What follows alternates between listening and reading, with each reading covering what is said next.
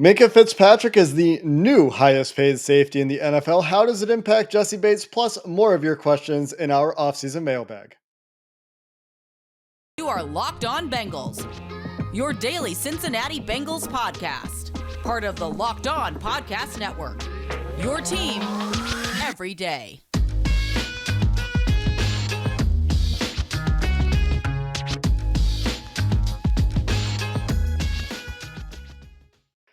What up, Bengals fans, and welcome to another episode of the Locked On Bengals podcast. I'm your host, Jake Liscow. He's your host, James Rapien. Together, we make up the Locked On Bengals podcast, part of the Locked On Podcast Network, your team every day, free and available everywhere you get your podcasts and on YouTube. Thanks for subscribing, for thumbs upping, for following on the audio platforms, and for making us your first listen. We have a lot of questions to get to today, James, as always, but the one that is going to dominate the first part of our show, in fact, take up the entire first part of our show, is one centered around Jessie Bates after Minkah Fitzpatrick signed a very large extension with the Pittsburgh Steelers, according to multiple reports. 4 years, $73 million, with $36 million of those dollars guaranteed at signing.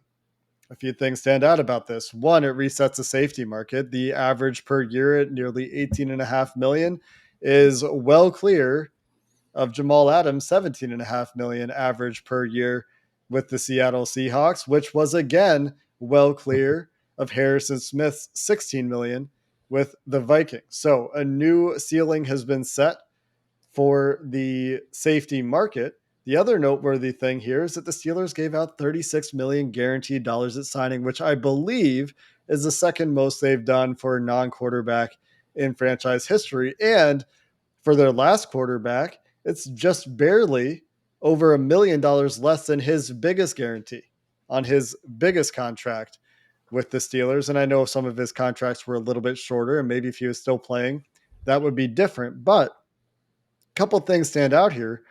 The first of which, like I said, resets the market. The second is the Steelers are one of the teams of Bengals, and those who defend their spending habits and guaranteed habits would point to and say, this is one of the other teams that does it the way the Bengals do it. And now with TJ Watt and Minkah Fitzpatrick, and to a lesser extent, Cameron Hayward, the Steelers are giving out some guaranteed money. And should that change things for the Cincinnati Bengals as the salary cap continues to increase, James? Well, should it or will it? And that's the part of it is Jessie Bates, because it's going to change. Bengals are too good. They're too talented. It's going to change. It's a matter of when, not if. And do they feel like Jessie Bates is worth it? And up to this point, the answer has been no, because they could get a deal done. And I don't know what the hang up is. Maybe it is annual salary or year over year, or maybe it's guaranteed money. Maybe it's both. And odds are it is both, right? Is that there's a clear gap on both ends. But look, the people that were hoping that the Marcus Williams deal with the Ravens, $14 million per year, 5 years, $70 million, and he was the top safety signed this offseason, and that was kind of a shell of what the Bengals could do, and maybe it's more than that, and I think most people expected Bates' extension to exceed that, but the market had kind of gone down a little bit, and Pittsburgh said, no, Minkah, let's go. Let's get this done and mess things up potentially for the Bengals and Bates, and mess things up for Derwin James and the Chargers in the process, because that's exactly what it does. And it's indirect. I'm not saying that's why the Steelers made this move. But if you're Jessie Bates, guess what? You want more than $36 million guaranteed. Guess how many players on the Bengals, and Jake, I know you know this, but how many players on the Bengals have more than $36 million guaranteed? 0. And the two that are close to it, it's because of their draft status. They were drafted first overall with Joe Burrow, $36 million. Jamar Chase, $30 million, 5th overall. They're guaranteed. That's why. All these free agents they've added, the highest guaranteed dollars, the most guaranteed money they've shelled out. DJ Reader, $20.2 million. Mm-hmm. And so you're talking about an 80% jump to get to that $36 million. And if I'm Jessie, that's the number I'm focused on. And it might have to start with a 4 now to get it done. And if you're the Bengals, you're not doing that. And I don't think they're doing that. So ultimately, what does this do for me and in my view of what Jessie Bates and the Bengals are? Well, right now, I think they are a 1-year deal. I don't think a month from now, and it's a month up from now as we record this, when that July 15th deadline rolls around, I do not think they're going to reach a long-term agreement because Bates is going to want more now, or at least the same, and feel even more comfortable with what he's asking.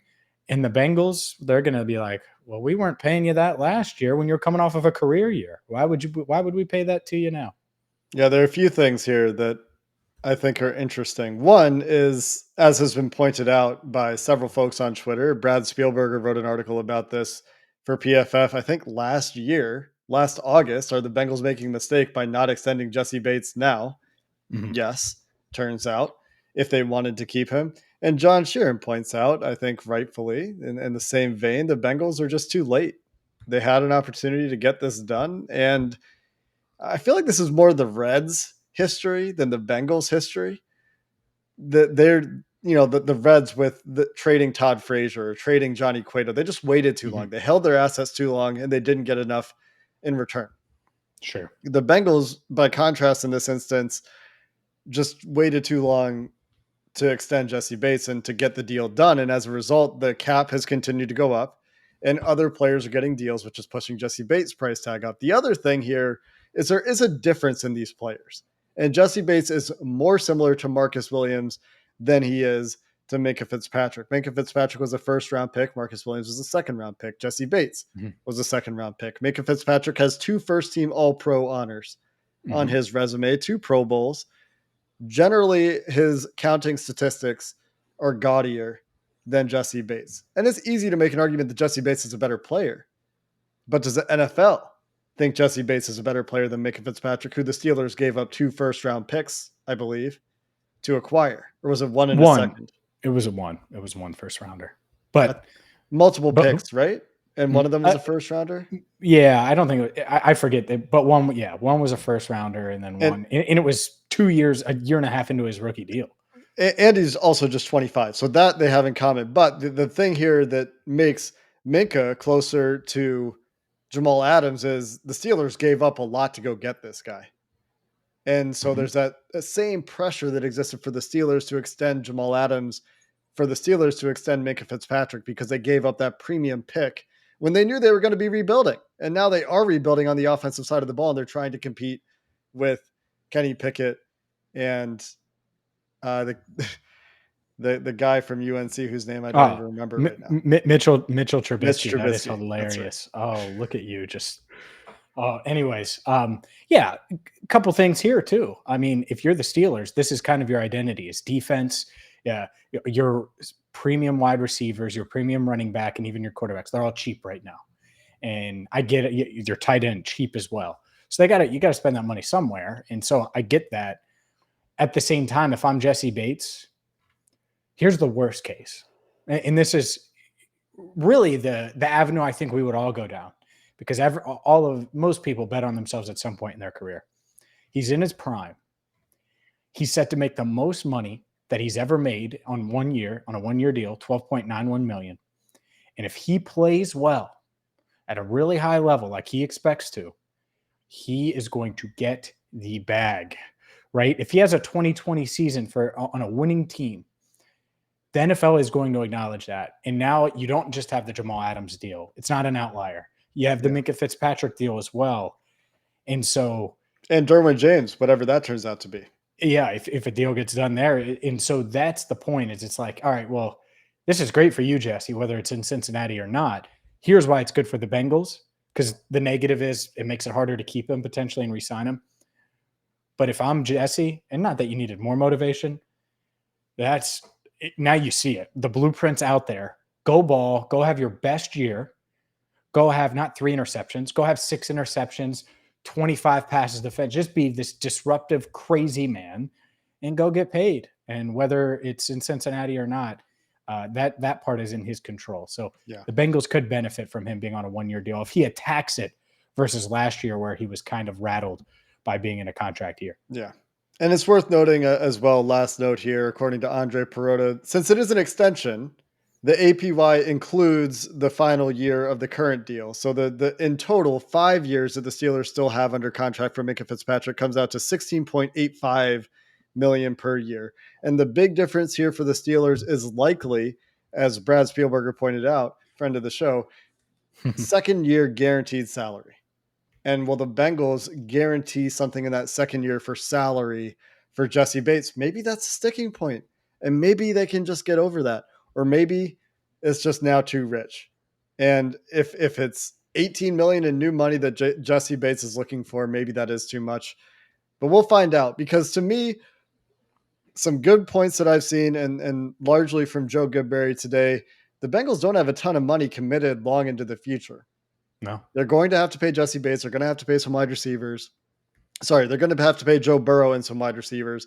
But Jessie Bates can fit into that. And a big part of this, and something that we have talked about, is they need to replenish through the draft, and they need to have hit on these draft picks as some of these guys that are currently on rookie deals start to come due, so they can replenish those talented and productive rookie contracts. Coming up next, we'll dive into a bunch more of your questions, including practice bubble updates and why you shouldn't be worried about Cam Taylor-Britt's early absences in the offseason program. BetOnline is your number one source for all things sports wagering, whether it is the NFL and the Bengals making another run at a championship, and maybe it's not. Maybe it's the NBA Finals where the Warriors have a 3-2 lead. Shout out to all the Boston Celtics fans that are also Bengals fans. I know you've heard me talk about the Warriors a lot. Who knows? Maybe we'll get a game 7. But if you're a Celtics fan and you think Boston's going to get it done at home, well, then go to BetOnline, sign up for free today, and wager on Jason Tatum and your boys to get it done. And it is that simple. BetOnline is so easy to navigate. You can use your mobile device. You can use your iPad, use your PC or your laptop to sign up. You're not going to regret it. I've used BetOnline for the NBA playoffs, and you can too right now during the finals at BetOnline, where the game starts. James, I don't know the answer to this question, so this is where we're going to start in our mailbag. As someone who isn't local to Cincinnati, down at the practices every day, I haven't seen a whole lot of coverage on the indoor practice facility, although I have seen some photos that it's being worked on. I also want to just quickly shout out AJ Stearns and some others of you that did submit questions about Jessie Bates and Minkah Fitzpatrick today. We were going to talk about that either way after that news happened, but some of you asked the questions as well, so wanted to shout out those of you that asked. But Jordan Beechler has 2 questions in the mailbag, and we're going to start with both of them. The first one is, what's going on with the indoor practice facility, James? When is that going to be ready? Being built, I think it's going to be ready by the time they need it for weather reasons, right? So is it necessarily going to be ready for camp? No, I'd be pretty surprised and shocked. But the foundation is there. And, much like the Bengals, a year ago, it was like, they got a good foundation. Are they ready to take that next step? Well, the good news is the difference with this and the indoor practice facility is these construction workers, they're working day in, day out, and we know that they're going to be able to get it up. There isn't nearly as much uncertainty. So no, I think by the time it's cold, and it is mighty, mighty, mighty, mighty, mighty hot right now in Cincinnati. By the way, Tyler Shelvin walking around. Yes, I forgot to mention this on Tuesday, just doing laps around the field in a hoodie. So this dude is working out that water weight. Anyways, I think that the practice facility will be ready to go by the time there's any inclement weather, and it'll be nice. And you know why it's going to be nice? When it's really crappy out, and a few nights ago, Cincinnati had some pretty bad storms. That's when, if that happens midday and you're practicing outside, well, you got to kind of make do, right? If you're mid-practice, you just got to kind of go inside and kind of forget about it. This way, they'll at least be able to hit the indoor practice facility if they need it. How long does it take to put up a bubble? Is it? Well, it's like a full-on thing. That's the thing is, like, people think bubble. It's like a real infrastructure, like a full foundation. There's, it's going to be there. Now, as far as blowing up the bubble itself, right? Getting that part, I think that's probably the easiest part. Like, are they plumbing it and putting like bathrooms in over there or something? I'm sure. Yeah. Okay. Yeah. So I think there's going to be building some permanent-ish structure kind of things. I would imagine that you are. Now, that's the thing is this site isn't permanent. They're going to build the real practice facility closer to the practice field and closer to Paul Brown Stadium once Hilltop gets the hell out of there, which hasn't happened yet, but which is a concrete company for those wondering. But I would imagine that they would have some kind of plumbing or something, right? You're not rocking with porta potties the whole time. You would think, as an NFL team, you would hope. Good to know. I mean, they're going to have parking curious. spots. They're going to have legit parking spots for all the players and stuff. So interesting. I mean, it's I not expect that far from the stadium, is it? no, but I mean, it's past the practice field. Yeah. So you have to walk. It would be a decent walk. A nice little jog. So maybe they're who just knows? putting in. I don't know if I'll have the luxury of having a parking spot, so I might have to huff it. I wouldn't count on it, but there's plenty of parking down there. Oh yeah. No, I mean I can park for practice at the stadium, but as far as park at the facility, I don't know. I don't know Right. if little wee ones like me are gonna, maybe I'll carpool with Joe Burrow. Yeah. In his in his Porsche. Yeah. His other question, still Jordan Beachler at Beach J18. Should Bengals fans be concerned about Cam Taylor-Britt's absences? He's missed multiple practices, and this one is a pretty simple answer. No, you should not be concerned. He was excused from this week's OTA, and until we hear that there's reason to be concerned, I think that you should not be concerned. James, do you concur? I do. I agree, and that's enough said. Hopefully everything's good with Cam Taylor-Britt, and it was nothing serious why he was excused from that voluntary workout. Next question comes from Burke_Franklin. What is your favorite win in the Joe Burrow era? It's hard to argue with the playoff wins. And then once you get to the playoff wins, is it the first one or the last one? Did they keep getting better, or was the satisfaction of winning the first playoff game that I can remember enough to be the trump card? Because they were all dramatic. They all had a crazy story. They were all really good games. And so for me, it's one of those playoff games for sure. And I'm going to just have to go with the AFC Championship game, because going to the Super Bowl this year last year, I guess, was not something that I expected for this team. I thought, you can go back to the podcast. I thought, maybe if things really broke their way, they could get to the playoffs. If things went their way, they could be a 9-8 team. Mm-hmm. We both thought, I think, somewhere around 500 would be more likely than the run they made. So how do you argue with the AFC Championship game? I'm sure you can make a compelling argument for like his first win or his most statistically impressive win, maybe the Ravens game. But James, do you have a different answer? I do. It would probably be the AFC title game for me too, but just for the sake of picking one that was different. And honestly, the one that was really enjoyable because I got to experience the home fans some. And I'm not talking about the playoff win. The first one I'm not, because I didn't necessarily, I was working so damn much. I didn't get to necessarily feel that one. But the one I did feel was the AFC North title and finding a way against the Chiefs after digging yourself in that hole and being down 14 multiple times. And Jamar Chase saying, no, this isn't what we do now. I mean, that's literally what happened. The offense was going through its damn struggles. And Chase is like, no, that this isn't us. This is the old Bengals. We're the new Bengals. And put the team on his back and went for two. What did he go for? Two something crazy. I forget now. It's been removed. Anyway, I know he has 1,455 yards for the year, but went for 200 plus yards, 3 touchdowns. Just insane. The catch and run that got them going when they were down 14-0 for the touchdown was insane. So that would probably be one. But ultimately, my favorite moment of last year was the AFC title game, no doubt. And afterwards being on the field and seeing all those, I mean, everybody, front office members, players, coaches, just that joy, parents of players. It was that was one of the highlights of my career for sure. Yeah, 266 on 11 catches. I can't believe I forgot that number. Yeah, I can't believe I forgot that number. It really annoys me. I forgot how many receiving yards he had in that game. I don't have an encyclopedic memory for these sorts of things, and some of the numbers you remember are pretty impressive. But Yeah, that's what got him so close to the rookie record. He played it, or no, he broke the rookie record. Oh, Did he he did. need the catches? Yeah, he did it that game, right? He broke the rookie record for yards in the.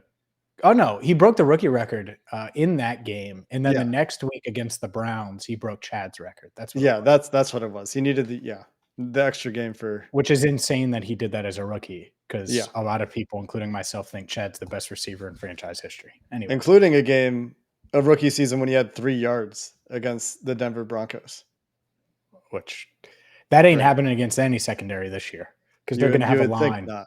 You Yeah, would they're going to think have a not. line. Yeah, it's fun because you can point to some of the Jamar Chase stuff as some really good memories in the Joe Burrow era as well. We're going to wrap up with a couple more questions coming up next, including the retirement of Internet Explorer today. What should the Bengals retire? What? Like Internet Explorer. And Odell Beckham Jr. stirring up the internet with a comment on Joe Burrow's Instagram post. What should the Bengals do to bring OBJ to town? Man, what you threw me off there, but it's okay because I was talking about Jamar Chase, and there's nothing more reliable in the NFL right now than a Joe Burrow to Jamar Chase deep ball. And the only thing as reliable that I know about is rockauto.com, the number one spot for all things car parts. So if you're looking for an air filter or a cabin air filter or an oil filter, or maybe it's not just the filter world, you're looking for a fuel pump, you're looking for a starter, you're looking for some kind of car part that you don't want to pay 2 arms and 1 leg for, but you want it to be quality, rockauto.com has got you covered. They're a family business. They've been in business for more than 2 decades. And whether you use Google Chrome or whether you use Safari, you're certainly not going to use Internet Explorer because that's retired, but rockauto.com is here for you. So check them out right now at rockauto.com. See all the parts available for your car or truck, and be sure to write Locked On in there. How did you hear about us box so that they know we sent you? Amazing selection, reliably low prices, all the parts your car will ever need. rockauto.com. James, Joe Burrow is a pretty popular guy on Instagram, pretty popular guy in general, as we all know at this point. Odell Beckham Jr., of course, a fellow LSU alum, comments on a Joe Burrow post, the one. So we have a question here from Stephen H. at Stephen Hagen3. What is the maximum you would offer Odell Beckham Jr. on a 1-year deal where you know he most likely won't be available for the first 3 quarters of the season? Steven isn't sure what the veteran minimum is, but he would offer $5 million for a 1-year deal as insurance and a fresh body for the postseason. You know, I've been on the Will Fuller train. I have. But Steven, I like this type of thinking. And most Bengals fans are going to say, no, we don't need that headache. Oh my God, he's so much drama, sideshow, all this stuff. I think this locker room's too tough for that. I think they're too tight. I don't see that happening. And, I think the Rams culture is pretty damn good too. They can absorb a Jalen Ramsey and it'd be okay. And then Ndamukong Suh a few years ago and it'd be okay. And you go on and on and on about guys like that. Aaron Donald mid-year, and not that he's a problem necessarily, but guys with big egos, big time games and crazy resumes. I think the Bengals are kind of in that position too. So I actually don't really worry about the locker room part of this. Now, I'll preface it by saying I don't think the Bengals are going to do it. But if you're telling me that you can give Joe Burrow, Odell Beckham Jr. to go with Jamar Chase, T. Higgins, Tyler Boyd, I'm not going to argue with you. And Steven, if you went $5 million, I'm not going to argue with you. Now, it'd probably be less than that with some incentives and some postseason incentives and things like that. I wouldn't argue one bit, and that is the beauty of having Joey B. You have to embrace that because there were many years, really my entire lifetime, I don't think that there would have been a quarterback that would have attracted someone like Odell Beckham Jr. And again, I don't think the Bengals are in on it. But to me, if Joey B and OBJ are like, hey man, let's team up and let's do this thing, let's go crazy. I watched OBJ. He went to Los Angeles last year, and Robert Woods was healthy. Got hurt the next day, but he was healthy when he signed there. They have Cooper Kupp, right? He was never going to be the number one there and was probably going to be the number 3. I wouldn't argue with it. I think it's unrealistic, but No, I think 5 million. That's about right. Even though I think it would be a little bit lower with some incentives to get him into that, $8 million range. And I think that's what he's looking at, and that's why he hasn't signed anywhere, because no one's offering him big money coming back from a second ACL. There's so many questions around the injury, predicting his recovery, figuring out where he's at in his recovery. And then you're right. There's figuring out the player himself. How does he fit in your locker room? How does he fit on your team? And I think some of the character concerns or drama stuff with OBJ might be a little bit overblown. He was on some dysfunctional teams, Mm-hmm. to his defense. Yep. And I don't think there were any complaints about him in LA that I recall.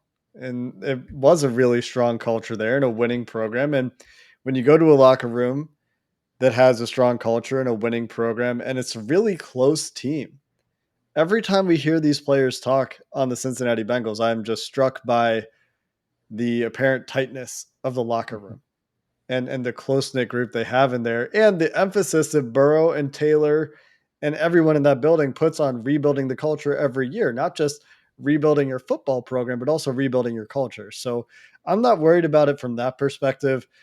I would think, again, that Odell Beckham would be looking for more of an opportunity than he would likely get in Cincinnati. If I think Will Fuller is looking for more of an opportunity than he would get in Cincinnati, I certainly would think the same for Odell Beckham, but that ACL is just such a complication. But I'd be really comfortable with $5 million. Sure. If it's a 1-year deal, Mm-hmm. what's the harm in that? And that's the thing, is it really is the ultimate insurance policy, just in case something. I mean, because he's still legit. I mean, we saw him in the Super Bowl. Like, Yeah. the dude was He's still He good. was really damn good. And, Mike Hilton was stuck on him like glue, and he found a way to make a play on him, right? And that's just one example. But yeah, I think it would work. That being said, I don't think the Bengals are even really discussing it. And I don't think, and I might talk about this more in a future episode, but I don't think Joe Burrow is at the stage where he can be like, go get me Odell. I don't think he's there yet with the front office. No, I don't think so. Odell Beckham Jr., by the way, was the 4th leading receiver in the postseason behind T. Higgins, Jamar Chase, Cooper Kupp. And if he had played the full Super Bowl, he might have been higher on this list. He might have been 3rd, beating out guys like Tyreek Hill and Gabriel Davis, who had the massive game in the second round of the playoffs. And so those guys all played the most games, but he was still very good in the playoffs, was Odell Beckham Jr. 13, nearly 14 yards per catch, 2 touchdowns. So the guy, I mean, I think just making the point that he's still good at football. And if the opportunity's there, you should do it. But yeah, I think I agree with you that the opportunity is not likely realistic. Yeah, and that's why I've been pushing a little bit harder for Will Fuller of the two. I think it's a little more realistic, even though I'm not saying that one's likely either. Yeah. All right, last question. KB Bruhaha says, with today, as in Wednesday, being the day that Internet Explorer is being retired, what Bengals trend habit characteristic needs to become a thing of the past? And he says, for me, the B logo needs retired so we can use an actual Bengal tiger as our official logo. What is it for you, Jake? I like the idea of going back to going to a Bengal tiger for the logo, as long as they don't bring a real tiger in as a mascot, which would be really cool. But there's something about putting a tiger in captivity that I don't love. And so that's a whole nother conversation. But I do like this idea. Outside of that, what about retiring a number? Is that an idea? I don't know. I think the other big one is something that we talked about in the first segment, and this is a pretty easy one for me. It's pay guaranteed money to players and figure out how to guarantee like 2nd-year salaries or something, because you're keeping those players for their 2nd year anyway. Mm-hmm. So, modernize your contract structure a little bit. Going back to other things I would like to see them improve on is like, let's scrap the informal lack of GM or like informal de facto GM thing and give an actual GM title out to someone who isn't Mike Brown. And I would also ask Duke Tobin to retire his preference for a small personnel department. Those are the things that occur to me. Sorry, I know that was more than one. It was. And look at you hitting the hard issues right now, like the scouting Yeah. department. Retire the idea that you don't need, 1,000 different scouts. And I'm being, exaggerating there a bit. But you hit on the one that I would say. Anthony Munoz's number should be retired. Like, I get it, Bob Johnson is the only one that's retired. 78 shouldn't be worn, or shouldn't be allowed, shouldn't be eligible. People got so mad at me last week. There were multiple people like, how can Willie Anderson be a finalist for the Hall of Fame, but you have Chad Johnson ahead of him for the Ring of Honor? It's two different things. It's two totally different things. And that being said, are we sure Lyle Collins should be able to wear 71? Are we sure Willie Anderson shouldn't have had that retire? I don't know. Are we sure Chad, in this idea that 85, should that have been worn? Should he have been able to wear it because they should have retired it with Isaac Curtis? So that's the part. Open up the number thing a little bit. That would be one. Outside of that, maybe retire the green seat idea and get some different colored seats in there once in a while. Little things like that. So you were hitting the football stuff. I went the other route. There's plenty though. But if I had to pick one that matters the most, and they're going to have to retire it with Joe Burrow, is the guaranteed money, honey, because it's coming. Yeah. It's coming. That's why when I talked to Joe on Tuesday and I asked about the chef, he said second contract. It's because when you get that guaranteed long money, you can bring the chef wherever you want because you got that guaranteed dough. Looking at the NFL in general, I think there are about 26 teams, if I counted right, that have retired numbers around the NFL. Of those 26 teams, and obviously the expansion teams are the exception to this rule, the newer teams that haven't been around long enough. The only other team that only has one number retired is the Carolina Panthers. And the Carolina Panthers are an expansion team. Mm-hmm. So 1993, they were established, first season in 1995. I think Munoz's number, that one is that a really would be good the one. one. Yeah. That would be the one probably. And then, Ken Anderson's 14. I mean, Andy already wore it a ton. Yeah. So it's hard for me to say that one necessarily, but you never know. The number one might get retired. I like the idea of prestige numbers instead of retired numbers. That I don't remember who it was on Twitter, so apologies. You're probably a listener of the show because I saw this on my timeline. But instead of retiring numbers, because there are limited numbers on a football team, you start retiring as many numbers as the Bears, who have like 12 numbers retired. You start to impinge on options for your future players, and sometimes it's worth it when the history is there. But the alternative to that is like you get voted to wear this number. And it's harder to do in the NFL because of merchandising rules, but like LSU does, 7, obviously. with the number 7, because Jamar wore that. He switched numbers for briefly before he sat out. Yeah. Right. And you can't really do it in the NFL as practically because like I said, like T. Higgins can't change his number on a whim. But I think that it would be cool if the NFL could figure out a way to implement like 1 or 2 prestige numbers for a team as well. Yeah. And honestly, 28 for a running back, 85 for a receiver. Those are the two that stand out to me for the Bengals for sure. Right. Those are the historic numbers for the Bengals. That's going to do it for this episode of the Locked On Bengals podcast. We are fully in off-season mode at this point, so we're sticking to 3 days a week as the Bengals are gearing things down until we get to training camp in late July. But next week, we're joined by at least Matt Harmon. We're going to have a Bengals receivers episode, and I'll talk to Matt a little bit about where the Bengals triplets and where their outside receiving duo should rank among receivers in the NFL. If you don't know Matt Harmon, he does reception perception, does a lot of really great work on wide receivers. And it started as a fantasy thing, but turns out he's pretty good at identifying, using his methodology, who's really good at playing wide receiver in the NFL. So we'll talk to him about the Bengals star trio next week. Until then, Bengals fans, hoo-day and have a good one.